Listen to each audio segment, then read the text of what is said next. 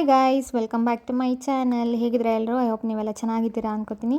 So ಬನ್ನಿ ಇವತ್ತಿನ ವ್ಲಾಗ್ನ ಸ್ಟಾರ್ಟ್ ಮಾಡೋಣ. ಇವತ್ತು ಬೆಳಗ್ಗೆಯಿಂದನೇ ವ್ಲಾಗ್ನ ಸ್ಟಾರ್ಟ್ ಮಾಡ್ತಿದ್ದೀನಿ. ಆ್ಯಕ್ಚುಲಿ ಇದು ಯುಗಾದಿ ಹಬ್ಬಕ್ಕಿಂತ ಮುಂಚೆನೇ ಮಾಡಿದ ವ್ಲಾಗ್ ಇದು. ಸೊ ಹಬ್ಬದ ವ್ಲಾಗ್ ಹಾಕ್ಬಿಟ್ಟು ಆಮೇಲೆ ಇದನ್ನ ಹಾಕೋಣ ಅಂತ ಹೇಳ್ಬಿಟ್ಟು ಇನ್ನು ಹಾಕಿರಲಿಲ್ಲ. ಸೊ 2 ಡೇಸ್ ವ್ಲಾಗ್ನ ಒಟ್ಟಿಗೆ ಹಾಕ್ತಾ ಇದ್ದೀನಿ. ಇವತ್ತು ಬ್ರೇಕ್ಫಾಸ್ಟಿಗೆ ಖಾರ ಪೊಂಗಲ್ ಮಾಡೋಣ ಅಂತ ಹೇಳಿ ಮಾಡ್ತಾ ಇದ್ದೀನಿ. ಸೊ ಏನಿಲ್ಲ, ಸಿಂಪಲ್ಲಾಗಿ ಬೇಳೆ ಮತ್ತು ಅಕ್ಕಿನ ಕೂಗಿಸ್ಕೊಂಡ್ಬಿಟ್ಟು ಒಗ್ಗರಣೆ ಹಾಕ್ಕೊಳ್ಳೋದು ಅಷ್ಟೇ. ಈಸಿಯಾಗಿ ಆಗುತ್ತೆ ಆ್ಯಂಡ್ ಚೆನ್ನಾಗೂ ಇರುತ್ತೆ. ಚಟ್ನಿ ಜೊತೆ ಮೊಸರು ಜೊತೆ ಚೆನ್ನಾಗಿರುತ್ತೆ ತಿನ್ನೋದಕ್ಕೆ. ಸೊ ನಮ್ಮನೆಯವ್ರಿಗೂ ಕೂಡ ತುಂಬ ಇಷ್ಟ ಆಗುತ್ತೆ. ಸೊ ಹಾಗಾಗಿ ಇವಾಗ ಮಾಡ್ತಾ ಇದ್ದೀನಿ ಖಾರ ಪೊಂಗಲ್ನ. ಸೊ 2 ಡೇಸ್ ವ್ಲಾಗ್ನ ಇದೇ ವ್ಲಾಗಲ್ಲಿ ಹಾಕಿದ್ದೀನಿ ನಾನು, ನೋಡ್ಬೋದು ನೀವು. ಸೊ ಇನ್ನೂ ಯಾರೆಲ್ಲ ನನ್ನ ಚಾನಲ್ಗೆ ಸಬ್ಸ್ಕ್ರೈಬ್ ಮಾಡ್ಕೊಂಡಿಲ್ಲ, ಪ್ಲೀಸ್ ಬೇಗ ಸಬ್ಸ್ಕ್ರೈಬ್ ಮಾಡಿಕೊಂಡು ವೀಡಿಯೋಸ್ನ ಲೈಕ್ ಮಾಡಿ, ಶೇರ್ ಮಾಡಿ, ಕಮೆಂಟ್ ಮಾಡಿ ಆ್ಯಂಡ್ ಸ್ಕಿಪ್ ಮಾಡಬೇಕು ಫುಲ್ ವೀಡಿಯೋ ನೋಡಿ.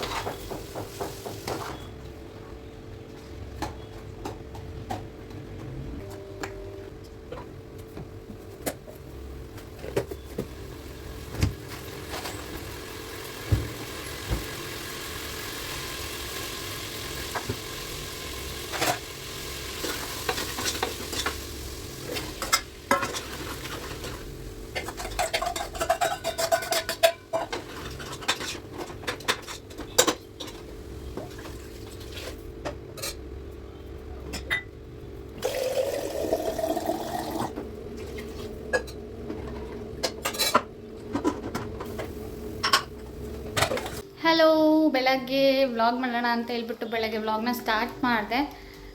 ತಿಂಡಿ ಊಟ ಎಲ್ಲ ಆದಮೇಲೆ ಮತ್ತೇನು ವ್ಲಾಗ್ ಮಾಡೋಕ್ಕಾಗಲಿಲ್ಲ. ತಿಂಡಿ ಅಡುಗೆ ಎಲ್ಲ ಮಾಡಿಟ್ಬಿಟ್ಟು ತಿಂಡಿ ತಿಂದು ಮಲ್ಕೊಂಡಿದ್ದೆ ಸ್ವಲ್ಪ ಹೊತ್ತು. ಸೊ ಬೆಳಗ್ಗೆನೇ ಇನ್ನೇನು ವ್ಲಾಗ್ ಮಾಡೋಕ್ಕಾಗಲಿಲ್ಲ. ಇವಾಗ ಸಂಜೆ ಆಯಿತು, ಏನಾದರೂ ತಿನ್ನಬೇಕು ಅನಿಸ್ತಿತ್ತು. ಸಂಜೆ ಆದ ತಕ್ಷಣ ಎಲ್ರಿಗೂ ಅನ್ಸೋದು ಕಾಮನ್ ಅಲ್ವಾ, ಏನಾದರೂ ತಿನ್ನಬೇಕು ಅಂತ. ಸೊ ನನಗೂ ಹಂಗೆ ಅನಿಸ್ತಿತ್ತು. ಅದಕ್ಕೆ ಫ್ರೆಂಚ್ ಫ್ರೈಸ್ ತರಿಸ್ಕೊಂಡೆ. ಚಿಕ್ಕ ಪ್ಯಾಕೆಟ್ ತೊಗೊಂಬನ್ನಿ ಅಂದರೆ ಇಷ್ಟು ದೊಡ್ಡ ಪ್ಯಾಕೆಟ್ ತಂದಿದ್ದಾರೆ. ನಾನು ಒಬ್ಬಳೇ ತಿನ್ನೋದು, ಇನ್ನು ಯಾರೂ ತಿನ್ನಲ್ಲ. ಸೊ ಸ್ವಲ್ಪ ಮಾಡಿ ಎತ್ತಿಟ್ಬಿಟ್ಟು ಮತ್ತೆ ಬೇಕಾದಾಗ ಮಾಡ್ಕೊಂಡು ತಿನ್ನೋದು. ಚಿಕ್ಕ ತಂದಿದ್ರೆ ಕರೆಕ್ಟ್ ಆಗ್ತಿತ್ತು ನನಗೆ. ಸೊ ಇವಾಗ ಫ್ರೆಂಚ್ ಫ್ರೈಸ್ ಮಾಡಿಕೊಂಡು ತಿನ್ನಬೇಕು. ಇಲ್ಲಿ ಎಣ್ಣೆ ಕಾಯಕ್ಕಿಟ್ಟಿದ್ದೀನಿ, ಇನ್ನೇನು ಬಿಸಿ ಆಯಿತು. ಇವಾಗ ಈ ಪ್ಯಾಕೆಟ್ ಓಪನ್ ಮಾಡಿಬಿಟ್ಟು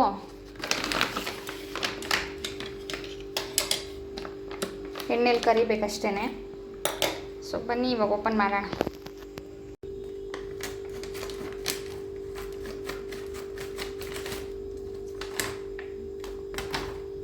ಇದರಲ್ಲಿ ಎಷ್ಟೊಂದಿದೆ. ಇದನ್ನು ನಾನು ಖಾಲಿ ಮಾಡೋ ಅಷ್ಟರಲ್ಲಿ ಎಷ್ಟು ದಿನ ಆಗುತ್ತೋ ಗೊತ್ತಿಲ್ಲ. ಸ್ವಲ್ಪನೇ ಮಾಡ್ಕೊತೀನಿ, ನೋಡೋಣ. ಸೊ ಇವಾಗ ಎಣ್ಣೆ ಬಿಸಿ ಆಗಿದೆ, ಬನ್ನಿ ಫ್ರೈ ಮಾಡೋಣ ಇವಾಗ.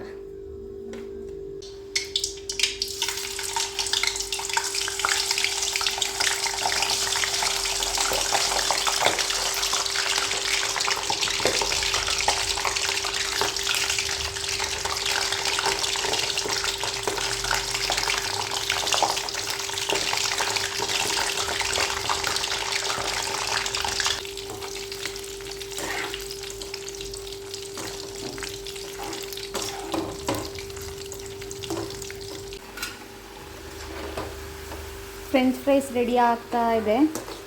ಸೊ ನಾನು ಇಷ್ಟೇ, ಜಾಸ್ತಿ ಬೇಡ ಅಂತ ಹೇಳ್ಬಿಟ್ಟು ಇಷ್ಟು ಫ್ರೈ ಮಾಡ್ತಾಯಿದ್ದೀನಿ. ಯಾಕಂದರೆ ಒಬ್ಳಿಗಲ್ವಾ ಅಂತ ಹೇಳ್ಬಿಟ್ಟು.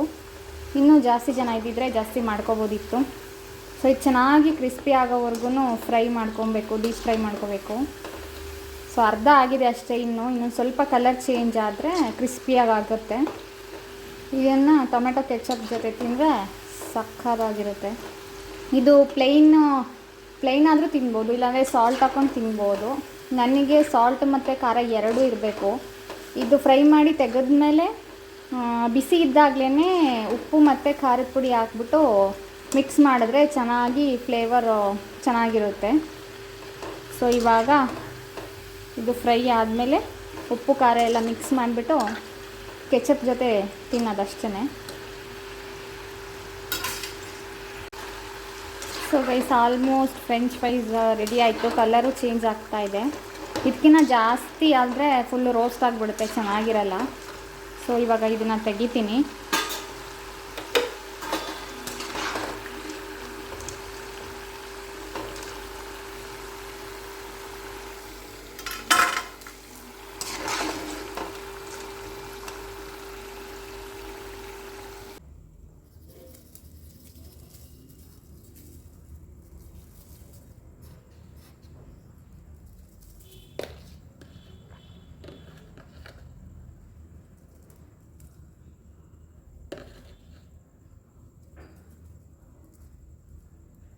ಸೊ ಇದನ್ನು ಹಾಕ್ಕೊಂಡು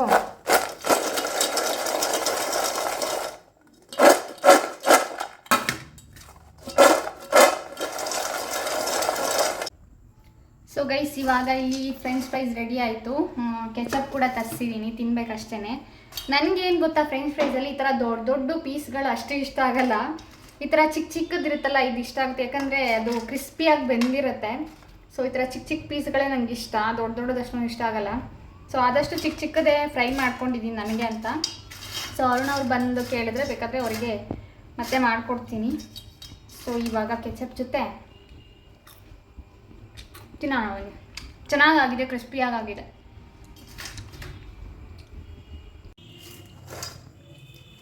ಸೊ ಇದರಲ್ಲೇ ತಿನ್ನೋಣ ಅಂತ ತೊಗೊಂಡೋಗ್ತಾ ಇದ್ದೀನಿ, ಯಾಕಂದರೆ ಒಬ್ಬಳೇ ತಿನ್ನೋದಲ್ವಾ, ಪ್ಲೇಟ್ ಎಲ್ಲ ಮತ್ತೆ ಮಾಡ್ಕೊಂಡು ಏನಕ್ಕೆ ವಾಶ್ ಮಾಡೋದಂತ ಹೇಳ್ಬಿಟ್ಟು ಇದಕ್ಕೆ ಕೆಚಪ್ ಹಾಕ್ಕೊಂಡು ಬಂದಿದ್ದೀನಿ.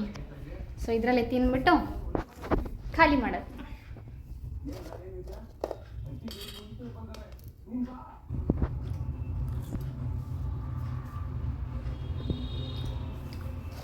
ಚೆನ್ನಾಗಿದೆ.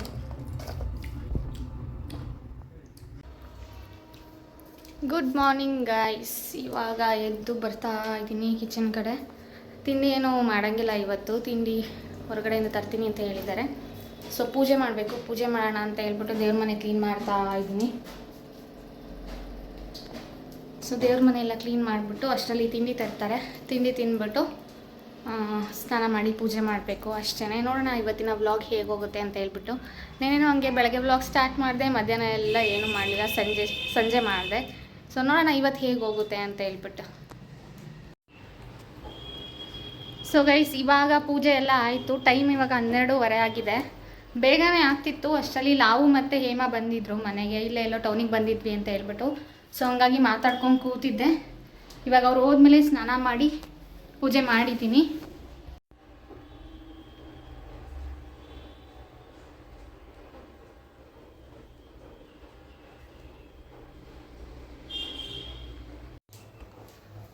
ಸೊ ಪೂಜೆ ಎಲ್ಲ ಮುಗೀತು. ಇವಾಗ ಅಡುಗೆ ಮಾಡಬೇಕು.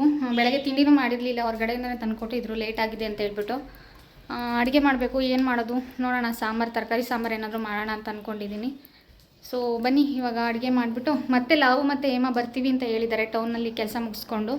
ಸೊ ಊಟಕ್ಕಿಲ್ಲೇ ಬನ್ನಿ ಅಂತ ಹೇಳಿದ್ದೀನಿ. ನೋಡೋಣ ಏನು ಮಾಡ್ತಾರೆ ಅಂತ. ಕಾಲ್ ಮಾಡಬೇಕು. ಇವಾಗ ಅಡುಗೆ ಮಾಡಿಬಿಟ್ಟು ಆಮೇಲೆ ಸಿಗ್ತೀನಿ. ಸೊ ಗೈಸ್ ಅಡುಗೆ ಎಲ್ಲ ರೆಡಿ ಆಯಿತು. ಇಲ್ಲಿ ಅನ್ನ ರೆಡಿಯಾಗಿದೆ, ಇಲ್ಲಿ ಸಾಂಬಾರು ರೆಡಿಯಾಗಿದೆ, ಇಲ್ಲಿ ಮಜ್ಜಿಗೆನೂ ರೆಡಿ ಆಯಿತು.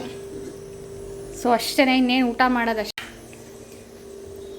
ಅಡುಗೆ ಎಲ್ಲ ಮುಗಿಸಿ ಇವಾಗ ಟೈಮು 1 ಗಂಟೆ ಆಯಿತು. ಅರ್ಧ ಗಂಟೆಲಿ ಅಡುಗೆ ಮುಗಿಸಿದ್ದೀನಿ. ಲಾವು ಅವ್ರು ಬಂದ ಮೇಲೆ ಒಟ್ಟಿಗೆ ಊಟ ಮಾಡೋಣ. ಸೊ ಇವಾಗ ಸ್ವಲ್ಪ ಹೊತ್ತು ಮಲ್ಕೊತೀನಿ.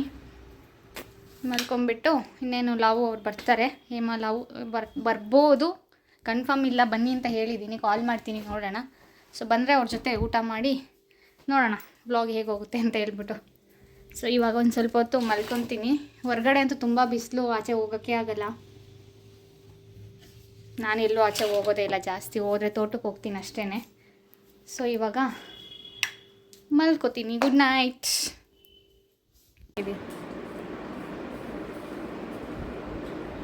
ಎಲ್ಲ ಊಟ ಮಾಡಿ ಕೂತಿದ್ದೀವಿ ಗೈಸ್. ಅವಾಗಲಿಂದ ಹಿಂಸೆ ಮಾಡಿ 3:45 ಬಂದರು. ಇವಾಗ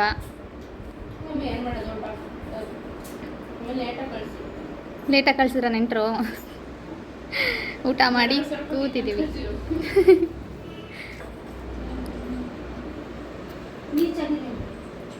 ನೀರಿಂದ ಬರೀ